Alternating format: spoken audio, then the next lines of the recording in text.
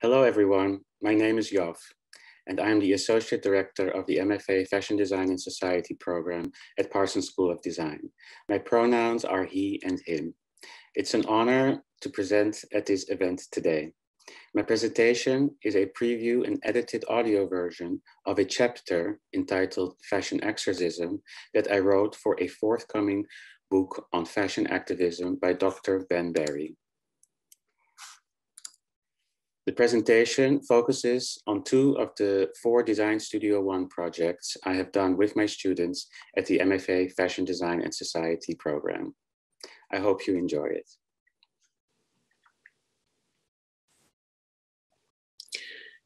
It was Monday, June 7th, 1999. Late afternoon, I was making my way from the subway station to the 4-bedroom apartment I used to live at with my parents and my older brother. 8 years earlier, my dad's company had gone bankrupt. We lost everything and had to move in with our grandparents for a year until we moved into this apartment as part of a social housing complex. Located in a suburb of Amsterdam, the Netherlands, called Duivendrecht, each of the closely planted 9-story beehive-like buildings were named after a planet in the universe. Ours was called Neptune. Neptune was closest to the subway station, easy to spot from my parents' 4th-floor apartment balcony. Whenever I would visit, my mom would be waiting on the balcony, watching me as I made it down the path to Neptune, and once close enough, she'd use both arms to wave me a rainbow. I moved out of my parents' home earlier that year on January 1st to live in an anti-squat building smack in the center of Amsterdam. I started my BA in fashion design 1.5 years earlier at the Gerrit Rietveld Academy. I hadn't been home in a couple of months. I had told my parents I was too busy with finals for school. As I dragged my feet down that oh-so-familiar path, the late afternoon sun was casting my body into long, shadowy dancing figures. Ahead of me, assigning each tile of the pavement to feelings of either hope or anxiety. As I got closer to the building, afraid to look up, I could feel my mom's concerning eyes piercing down on me. I briefly looked up to acknowledge and comfort her, to quickly, disappointingly, put down my head again, as I knew today was not a day of comfort. Per usual, my mom prepared my favorite dish, Indonesian rice table. Her amazing cooking skills were passed down through her family lineage. Dinner was uncomfortably quiet, largely focused on me keeping it light by sharing my activities at school. Once we finished, we moved to the living room. Mom sat down on our pink and purple floral sofa, adjacent of a robust plum and forest green leather armchair where my dad was seated, and me across from him in identical armchair. So, how is everything with you? Medium? What do you mean, medium? I've come to the realization that the religion is too tight a jacket for me, and I've decided to leave it. Have you met a girl? Nope. Have you met a boy? I don't know. It's not about that. I just think that I should be able to love whomever I want to love. All people are beautiful.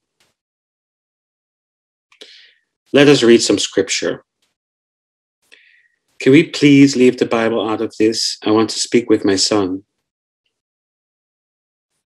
Are you sure about this, knowing the consequences?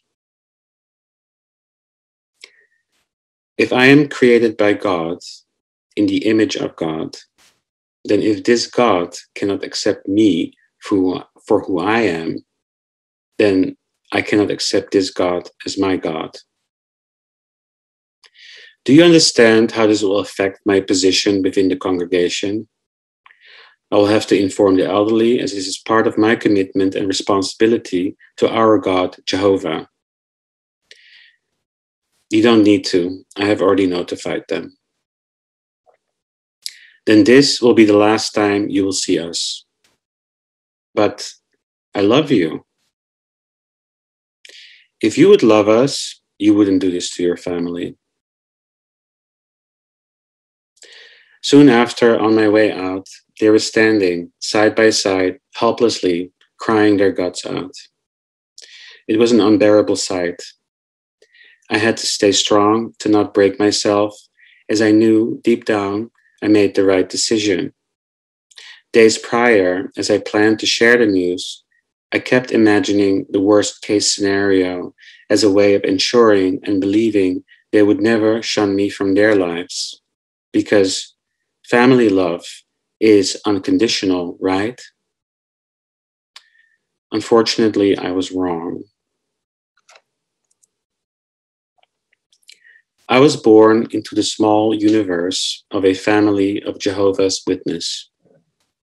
My grandparents were in it, my aunts, uncles, cousins, and any family member that wasn't, I would rarely see.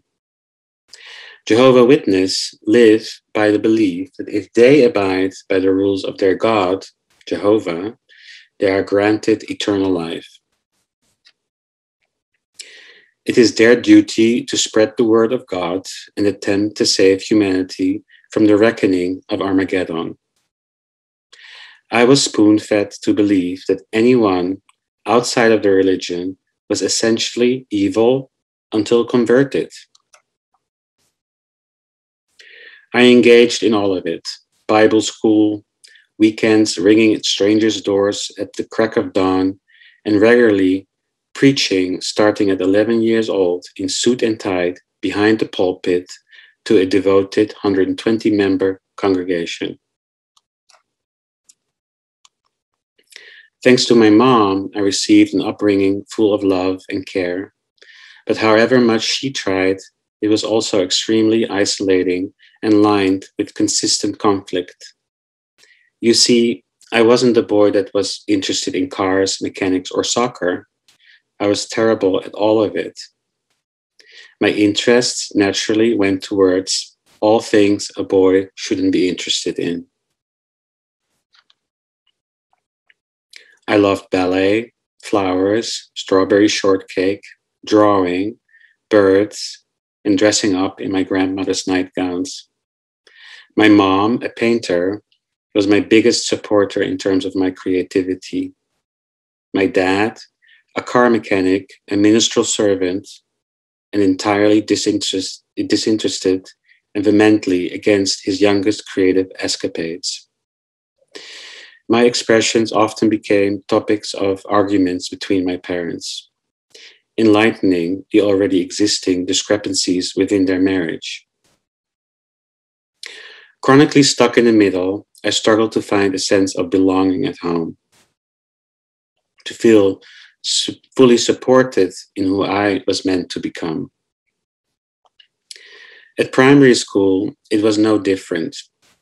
The weird kid that did not celebrate birthdays, Easter, or Christmas, and to top it off, played with My Little Pony and walked around the schoolyard with self-made telephone wire Madonna bracelets while singing Like a Virgin, touched for the very first time.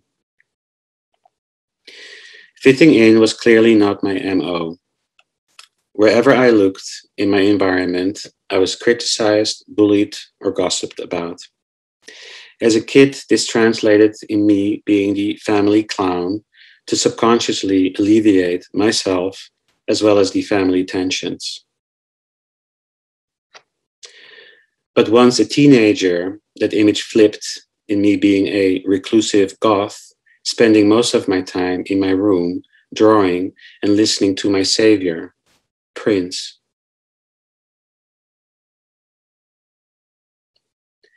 My self-expression, being such topic of discontent, resulted in me having to hide most of it.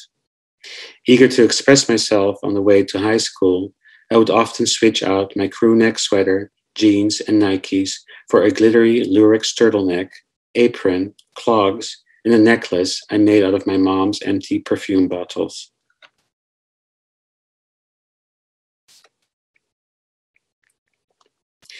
In 1997, I was accepted into the Gerrit Rietveld Academy in Amsterdam, obviously contested by the Jehovah's Witness, but luckily my mom insisted.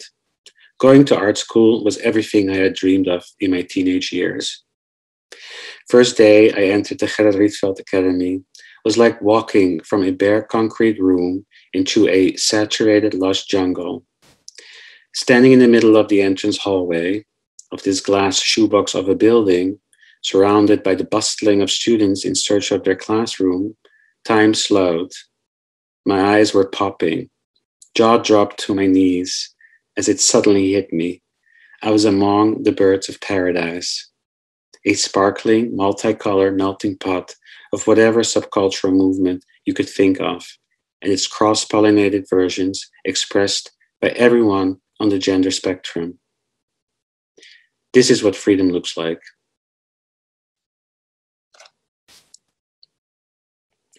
For the first time in my life at 20, I wasn't bullied, criticized, disregarded, or alienated. I was celebrated. I was considered beautiful just the way I was. My peers that I was taught to avoid in life were the most gorgeous, talented, loving, and open-minded people I had ever met. I spent the last 20 years wondering what the hell was wrong with me, to only now realize there was never ever anything wrong to begin with. This realization opened the door to me of one of my biggest dilemmas in life. In order to truly be myself, I had to risk losing everything I had known for the past 20 years. My family and the people I loved and trusted. That Monday, June 7th, changed my life as I knew it. I woke up the next day without my family. While unable to fully understand the devastation of it all at the tender age of 22, I had no choice than to accept the outcome and move on. I had found my community at the Gerrit Rietveld Academy, but they also weren't people I had known and trusted for my entire life.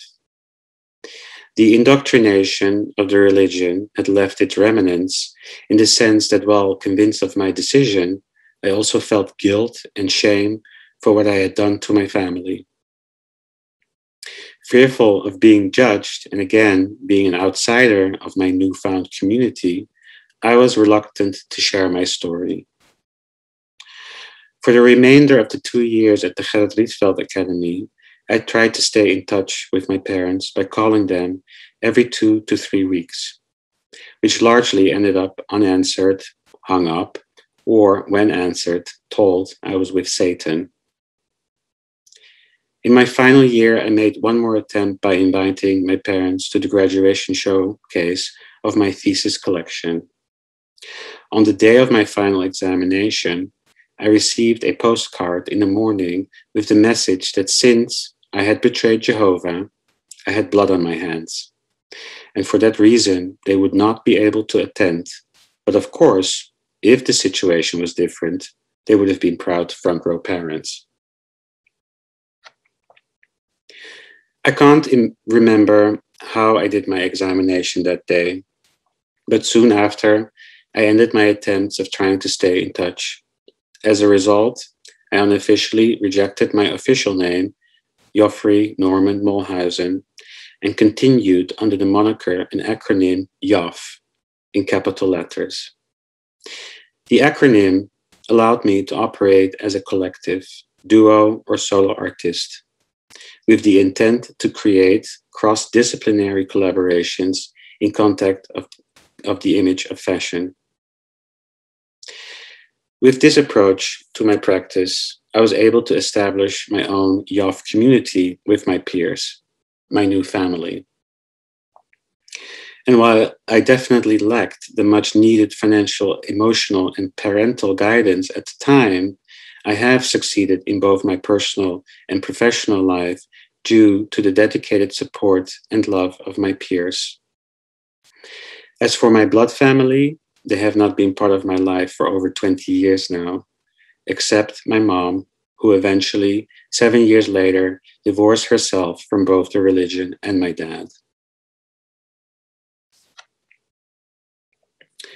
The reason why I'm sharing my personal story as an introduction to the subject of fashion activism is that I want you to understand what it means to be segregated and how this can define the course of one's life. There's, of course, much more to my story, but when you are trying to survive in life at a young age, there is no time for consciousness around the trauma that has been inflicted upon you. With no safety net, everything is about keeping your head above the water, while battling feelings of shame, guilt, depression, and trying to find pride in your own accomplishments.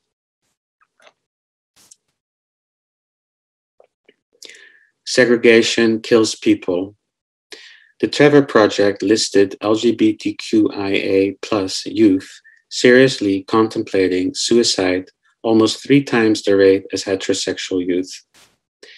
LGBTQIA+ youth are 5 times more likely to commit suicide compared to heterosexual youth.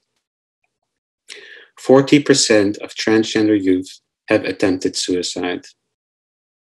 LGBTQIA+ youth who come from highly rejecting families are 8.4 times as likely to attempt suicide compared to LGBTQIA+ youth who are coming from accepting families.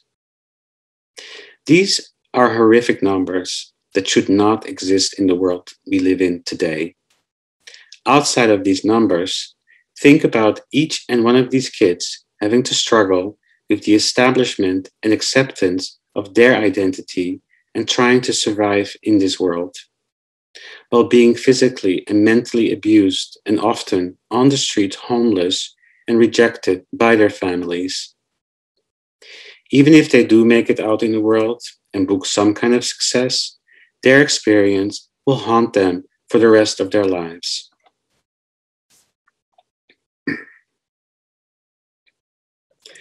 I have always considered my family story to be an obstacle in the pursuit of my success.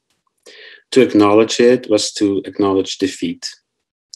This perspective changed a few years ago in my role as Associate Director at the MFA Fashion Design and Society program at Parsons School of Design. After a career in the fashion industry for over a decade, in the roles of designer, artistic director, fashion director, creative director, and curator, leading out on small to large-scale projects, I decided to fully commit to a path in education. That decision was largely motivated by the fact that I no longer wanted to contribute to the unhealthy promotion of an image of consumerism that harms our environment and our society. April 20th, 2017, I was contacted by Rachel Hutt, Arts Coordinator for Youth Offenders at Rikers Island in New York.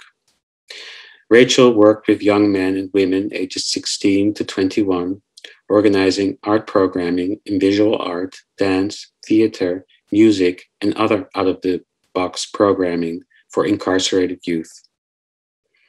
Several teenagers had expressed interest in fashion, and Rachel inquired whether there would be any professors and/or graduate students interested in volunteering to conduct a workshop at Rikers Island. 8 years earlier, during my first year in New York, I had volunteered at the California Center, an organization that supports and helps homeless and harmed LGBTQI+ youth. A friend of mine who worked there had organized an info session on the fashion industry at the request of the youth. It was my first time volunteering and sharing my own experience of facing adversity due to my identity with a group of strangers. By sharing my story, I was hoping to connect with the youth and possibly offer a window of hope. And while that proved to be successful, being there, I also realized that my example was a utopian one. The majority of the youth were predominantly black and brown. Coming from the Netherlands, and while supposedly a multicultural country, I had never witnessed such racial inequality. It was evident that making your wildest dreams come true in this land of opportunities wasn't for those who were considered a minority. While I was part of a minority back home, I wasn't part of this minority. In fact, I had existed in my own privileged bubble, being white, having access to education, healthcare, and all the governmental support I required to succeed in life. My success wasn't just contingent on my willpower, strength, or resilience. It was contingent on all the structures around me that aided towards my success, to independently have a home, to be able to eat, travel, take risks, and to be given the tools to make dreams a reality. Prior to my position at Parsons, I was the creative director and editor at Capricious, a fine art photography magazine founded by Sophie Murner, aimed at giving voice to artists and photographers that addressed societal and environmental issues through their work. For example, issue number 14, Masculine, we aimed at creating a wider perspective on the notion of masculinity from a gender perspective, shunning stereotypes, masculine aesthetics, and habitations. And through this work, I became increasingly interested in the power that creatives can have through their work to be able to address and magnify our most pressing societal issues within our culture.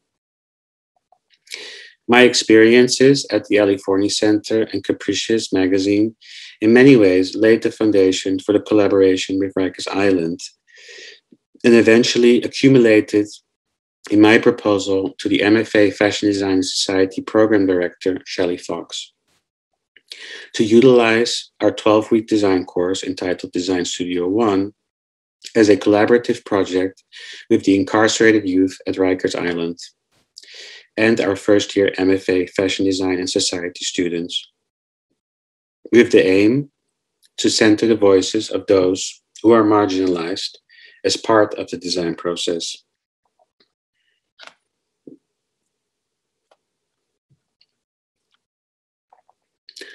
On a blistering hot summer Friday, July 14th, 2017, Shelley and I traveled down to Rikers Island to meet Rachel Hutt and the 13 incarcerated teenage boys at Maine 4 Eric M. Taylor Center, EMTC, to introduce ourselves and the possibility of a collaborative 12-week project with our first-year students.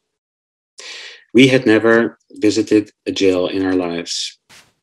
In order to get into Rikers from Parsons required a 30-minute Uber drive, 2 shuttle bus trips, 3 security check-ins, which involved 2 full body scans, canine sniffer dogs, and UV fingerprinting. Once we finally entered, after passing through a multitude of barred metal gates, we were greeted by a pungent smell of old sweat and wet Wonder Bread. Instructed to keep far right at all times, as security guards and men in khaki blue or orange overalls passed us on the left, reverberating muffled sounds of clunking metal, shouts, moans, and screams in the distance trembled our anxiety as we made it through these claustrophobic, low-ceiling, labyrinth-like corridors. It seemed this place hadn't been updated in decades. It made Orange is the New Black look like some kind of holiday resort. The unit of the 13 teenage boys was somewhat of an open cubicle space with a multitude of security doors between each section, consisting of a communal shower, bedroom, and recreational room. The boys were awaiting us in the rather small recreational room, which had anchored tables and chairs, a wall-mounted flat-screen TV, and a shelf with a couple of books. As we walked into the room, I could hear my pumping heart slowly climb into my throat. The 13 teenage boys didn't look like teenagers. They were full-grown men, most of them over 6 foot tall. There we were, two white professor weirdos, Shelley in her jade-colored heeled Martin Margiela tabbies, me in my orange bowl cut, 5'10" tall, with the mission of exciting these men to do a 12-week fashion project with our new cohort of first-year students. At first, we were largely ignored, understandably. But we took a deep breath, went diligently around the room, introducing ourselves, shaking their hands, looking them in the eyes with a smile in the hopes to break the ice. Shelley introduced the MFA Fashion Design and Society program, and I followed up with the proposal for the 12-week fashion project. Surprisingly, once we finished our introduction, the tension in the air shifted. Some men started penning down their names on the sign-up sheet. Some grabbed their notepad asking for our opinion on drawings they made. And an hour later, they were joking with Shelley about her thick British accent and complimenting me for my plump sneakers. We left an excitement-filled room with the promise we'd be back later that summer with a more detailed outline of the workshops. Back at the parking lot at Hazen Street, where the Uber had dropped us off, Shelley and I looked each other in the eyes, questioning, can we pull this off for the program and our students? The visit that day was intense emotionally, on so many levels. The anxiety of entering Rikers Island, being confronted with the awful conditions, getting a glimpse of the lives and personalities of these beautiful young men being treated like caged animals, and the injustice of systemic racism institutionalized in a place like Rikers Island.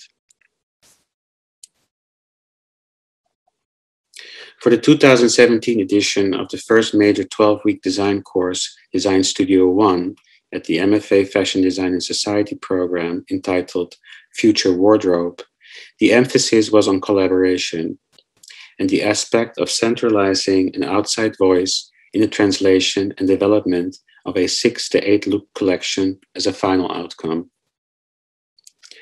The framework for the collaboration was based on the industry's traditional hierarchical structure of creative director and design team. The 13 men at Rikers Island, grouped in 6 creative director teams, and our 18 first-year students grouped in 6 design teams. For the design teams, the development of the collections were divided in 3 stages: research, 2D developments, 3D developments, and the final production of the looks.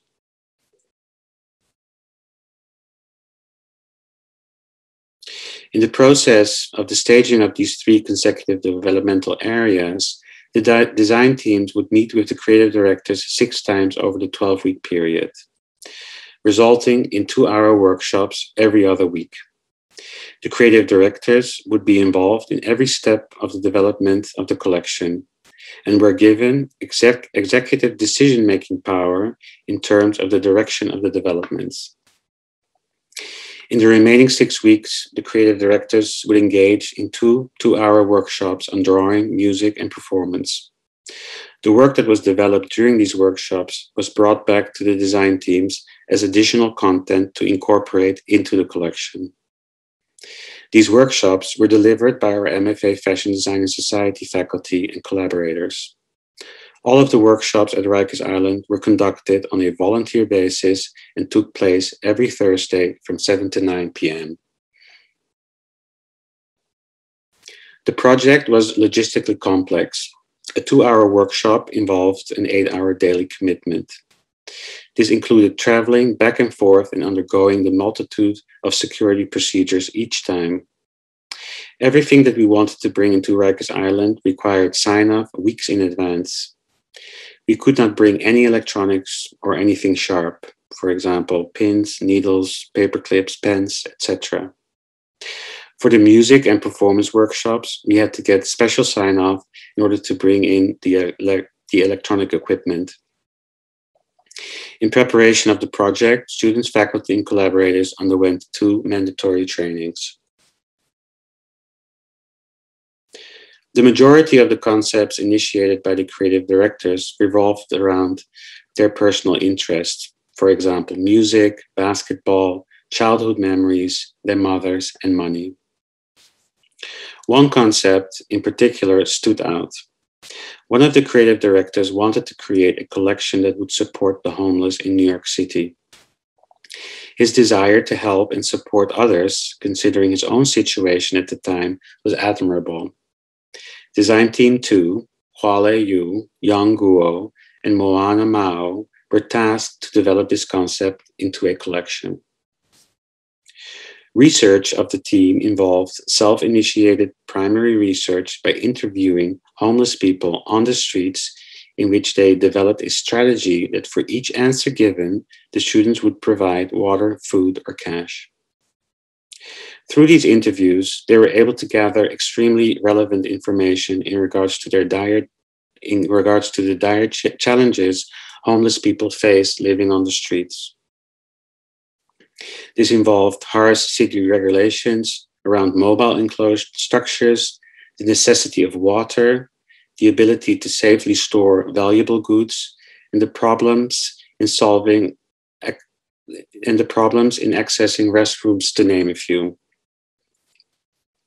The collection, Know Me as a Survivor, showcased a series of highly engineered and transformable garments with built-in water storage, secure pocketing, a tent-like sleeping bag structure that transformed into a coat, and even built-in solutions for the discharge of bodily fluids.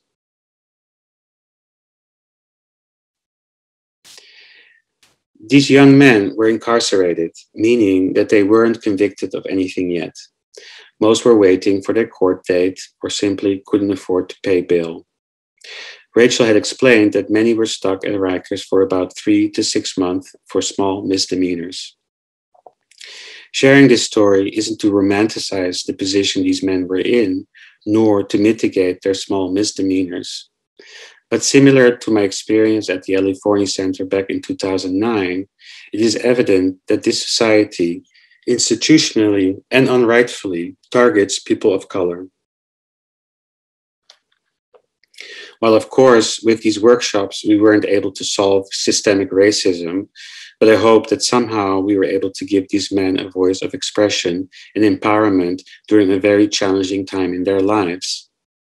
From their engagement and enthusiasm, I believe it is safe to say that they enjoyed it. To be able to connect and collaborate with our students and build purposely towards an outcome over the span of 12 weeks must at least be a way of making their time at Rikers a bit more bearable. We will never really know whether the project had a positive influence on them, although a couple of men did express feeling inspired and because of it desired to return to college once they got out, which to me was one of the biggest compliments we could get. Future Wardrobe was an extremely important course project on so many levels. It was ambitious, as I had no experience working collaboratively with students in a context like Rikers Island. But with the proper preparation, research, and guidance of experts, the project ended up being a success and a massive learning experience for us as faculty, collaborators, and our students. It set the stage for Design Studio One and the subsequent projects to this date, where we purposely move away from the archaic design approach, where the narrative of the individual designer is considered central to the design process. The course evidenced that we can develop work as designers by centering the voices of those in need, and that collaboration and exchange between one another is paramount in creating work that is truly meaningful.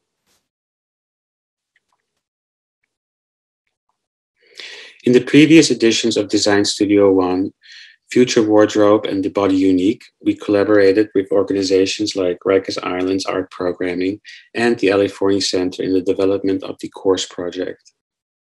For the third edition, entitled Embodying Universal Bodies, we changed this formula. The collaborations with the organizations presented extremely valuable learning experiences, but it also had its complexities and limitations. One limitation we had in both projects is that the identity of the creative directors had to be protected at all times. since they were all in compromised situations and we would not want the project to harm them in any negative way. Being able to share the projects publicly, however, did become a big desire, as sharing the work would enable us to raise awareness and hopefully set an example for others within education, if not the fashion industry. Instead of the program facilitating the collaborations, design teams were now charged to find their own creative directors in the assigned categories of people of advanced age, transgender non-binary, fat, and disability. In this new scenario, we were not only able to share the work publicly, but we were also able to ensure proper pay for the involvement of the creative directors for the duration of the project, which is something that we were unable to organize in the previous projects as the creative directors were part of governmental programming or support. Creative directors included Lynn Slater for people of advanced age, Mishka Amethyst and Grace Insogna for transgender non-binary, Maya S. Adama Finot for fat, and Bree Scalesi for disability. The final collections did not necessarily only incorporate functional or practical solutions in garment design, but also highlighted the emotional and psychological importance of garments.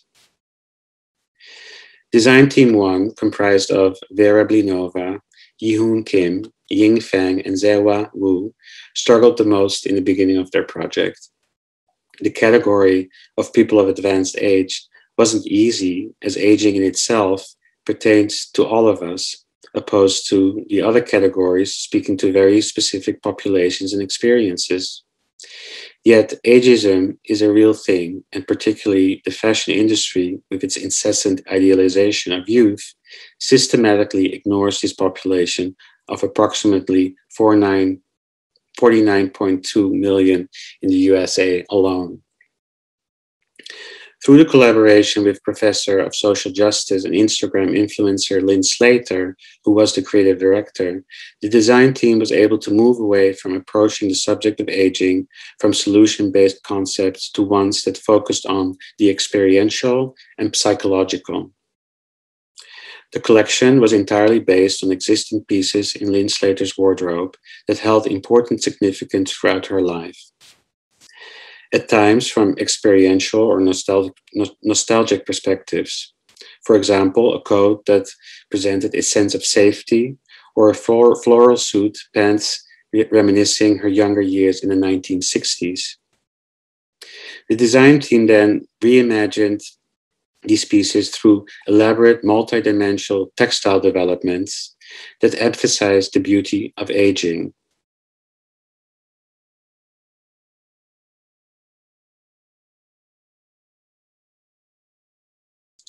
The creative directors additionally acted as the models for the collections, and for this iteration of the project, the design teams were charged to develop an editorial photo shoot in collaboration with a photographer in New York.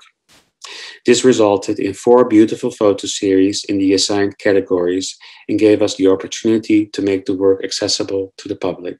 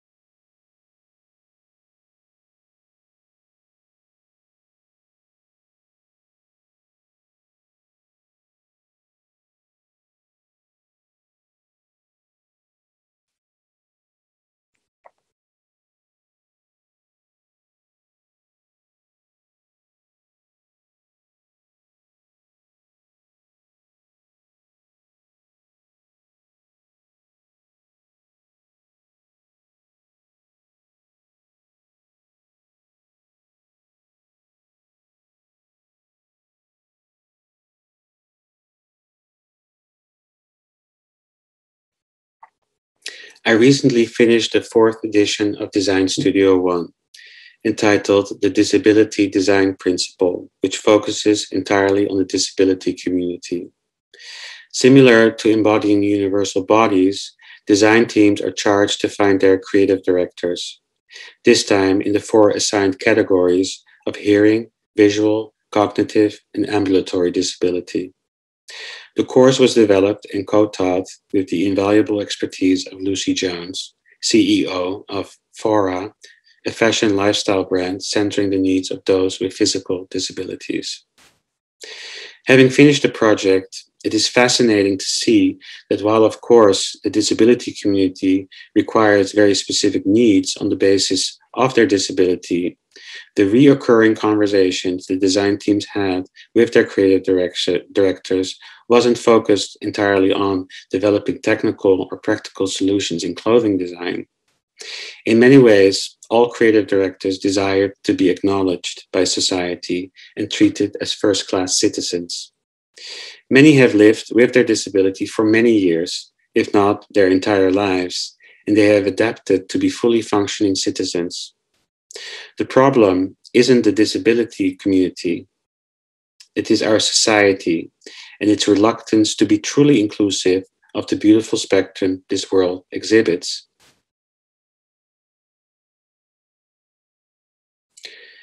The fashion industry is not only fashionably late in terms of inclusivity, it has been entirely ignorant of it. And when I say fashion industry, it is not something that I point out as some kind of external entity, and with that excuse ourselves from the responsibility. Prior to my position in academia, I've been part of that industry.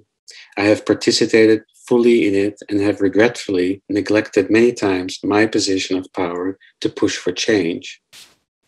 As educators of fashion, we are part of this fashion industry by default, and with that, we have the ability to incite powerful change through the new generation of designers.